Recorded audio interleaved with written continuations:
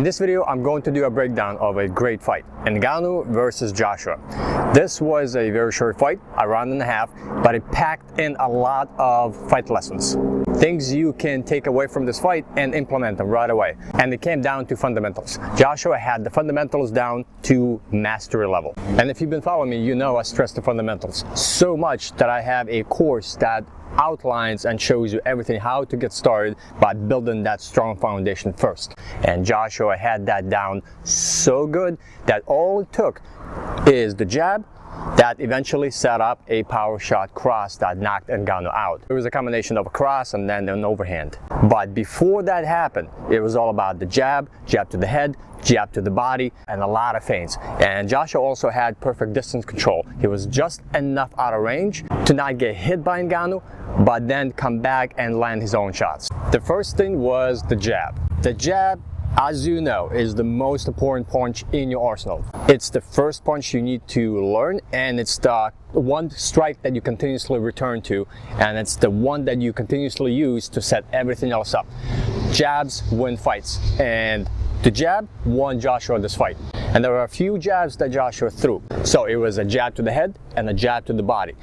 Whenever you go to the head and whenever you go to the body at the same time and you kind of alternate between the two, that sets up your power strike to the head a lot more. It opens you up, and it did so for Joshua. The first strike actually he threw, he came in and he went right to the body. And that pretty much was the entire fight. He was going to the head, going to the body, going to the head, going to the body. A few variations of the jab that Joshua threw was a lot of snapping jabs, but also a lot of pulling jabs.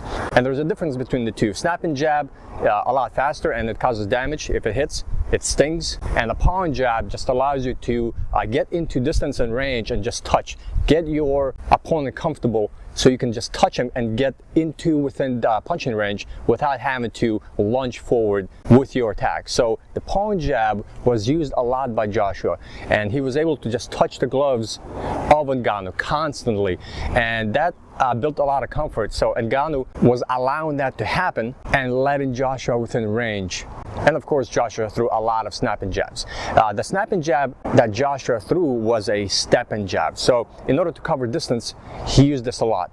Instead of just kind of letting Ngannou come in so he can use a jab or having to put himself into striking distance and then throw the jab, he did the stepping jab constantly. And you just essentially step and you throw your jab. And if you're fast with it, like Joshua was, you can just step in and just touch constantly your opponent because he thinks you're out of range, and all of a sudden your fast stepping jab just bam, lands. And the key to the stepping jab that Joshua threw is speed. You have to come in, you have to touch, and then you have to get back out. Just stepping in range, firing that snapping jab, that stepping snapping jab, and then get back out. Jab to the body opens you up a lot to eventually land to the head.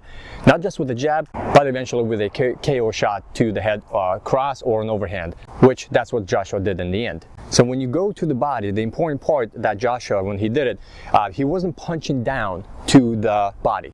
You have to dip your head and you have to squat down so you're on the same level. So when you throw, you are throwing with the jab straight out, and your head has to be below. So you have to change levels successfully to deliver that jab, because if you just jab down, you're still in the same spot to get hit with a counter hook or with another cross or something close. So to throw that jab to the body, you have to dip down and then you throw. So with a stepping jab to the head, he did the same thing with a stepping jab to the body, and he constantly went down low, up high, step in, body, step in, head, constantly, and then being able to switch the two levels, going head, body, head, body.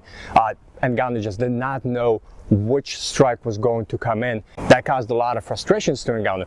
And then another last thing about the jabs that Joshua did great, sometimes going off the center line. So with a stepping jab, you got a lot of distance he covered, as well as going to the body. That opens you up to a lot of strikes later on with a cross or an overhand. But also if you step in and lean his head away from where his head was initially. So that allowed Joshua to get a lot more of the strikes and avoid a counter. And because he saw Ngannou was trying to hook on those jabs to counter Joshua. So go off the center line. As he stepped in, he was avoiding a lot of counters, and Ngannou just didn't have a target to hit on the counter. Next, you have the feints, and the entire fight it was either step and jab to the head, step and jab to the body, and then it was about feinting those jabs and just kind of making Ngannou react. And the first one was just a single quick step. So instead of throwing the jab, the step and jab, Joshua would just simply do a quick little step forward, just bam, bam, like he was throwing the jab, like he was gonna do something, but he didn't. And he would make Ngannou react constantly. And then the same thing was used for the body. So the step in, like he was going to the head, and then he would also go attempt to go to the body with a step in. So kind of making Ngannou constantly react to a possible jab to the head or to the body, but nothing came. And that stresses your nervous system a lot. When you're constantly reacting and you don't know if you're going to get hit or not, that really messes you up. And you could see the frustration on Ngannou's face from the feints, from the simple stepping constantly. And he began to even reach. A lot of times he would reach with his lead hand, with his jab hand, and he would just almost try to touch a punch that wasn't there, just with a simple step and feint. Also, he was reacting a lot with his rear hand, but just reaching for it. And Joshua, of course, picked up eventually on that with some of his power shots. So that step-in, that simple step-in, established first with a jab, it opened up a lot more for Joshua to start landing his strikes. Another feint that he used that I really liked was the simple dip down. Like you go into the body, but you're not throwing anything to the body. So Joshua would just simply dip down, and he would make Ngannou think that he's going to the body. And Ngannou was reacting, dropping his hands, and that's a beautiful work of that feint. You just pretend you're going to the body with the jab, but then you come back up. And then eventually, you could set up that feint to the body and then go straight to the head. It really is a masterclass of the step and jab and the use of the feints to the body and the head to open up your striking of the cross and the overhand eventually. So the jabs to the head, jabs to the body, combined with the feints, eventually set up beautiful power shots for Joshua to throw. A cross, and then the second round, the overhand. So the jab and the feints together open you up to pretty much pick and choose what you want to do and how you want to take your opponent out. And the first time that he landed that cross in the first round and knocked down Ngannou, he already established his distance. He began to combine going body and head. And when he landed that first cross, he used the pulling jab. Again, the pulling jab in this fight just allowed Joshua to get into striking range without coming in and striking. Just basically get close enough and start touching. If I can touch you, then I can hit you. And Ngannou was getting comfortable getting touched on the gloves constantly, and he was just letting Joshua do that to him. And then, of course, he just started pawing the hands, and then he just pretended to dip to the body and went straight to the head. It was beautiful to watch the way he set that up. And just a little side note, it was interesting that when he landed that cross in the first round, and Ngannou actually switched stances to southpaw. And then the second round, second knockdown, was a beautiful display of a reaction off a jab to an overhand right. So Joshua was already, he established his jab, he established his range, and he already knocked him down once. So he basically knew it was just a matter of time. And Ngannou was constantly reacting to everything like he was getting punched with feints alone. And Joshua just basically had to do the same thing. He knew Ngannou would react in any way he wanted him to react in order to land that shot. And the way it happened, it was beautiful. Joshua just simply moved his head enough back and slightly off the center line, and jab actually touched Joshua. But because Joshua had such beautiful range control and distance, he moved away and off just enough so the glove touched him, grazed him, and he came over the top, over that jab to land that overhand to knock down in the second round. Because Ngannou was throwing lazy jabs. They weren't snapping, they were slow, and they weren't causing any damage. And actually that exchange happened early in the round to let Joshua know that he could counter him off a jab. There was one exchange where Ngannou threw a jab, and Joshua reacted the same way. He moved back slightly off to the side, and then he tried to counter with an overhand, and he didn't quite land. But in that moment, he knew he could do it again, and he did it. And a great combination to use is you do a step and jab to the body, and then you're timing so you can do a cross to the head. So that level change of going body, and then cross to the head.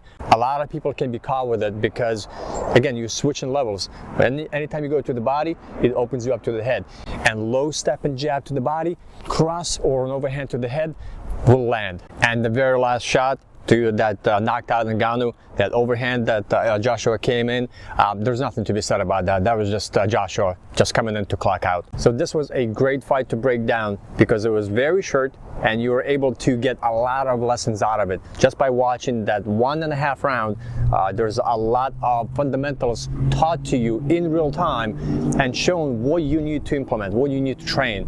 And that's just a step and jab to the head, step and jab to the body, making sure that you dip, making sure that you don't linger around with the jab. You need to be fast with it, you need to snap with it when you step in.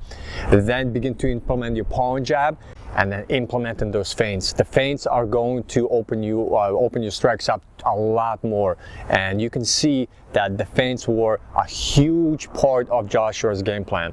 So in this fight, the fundamentals were everything. And if you're a beginner, or if you've already been training and you want to sharpen your boxing a little bit more in order to hone in and sharpen the fundamental strikes, I have an in-depth instructional course that I break everything down mechanically, all the 4 punches you need to begin to learn, the 4 punches that you start with. And I break those down and show you exactly what you need to do so you can begin to master and build that foundation of your fundamentals, which is your everything. So if you want to do a deep dive and hone in on your fundamentals more, take a look at that course. And I'll see you in the next video and in the next breakdown.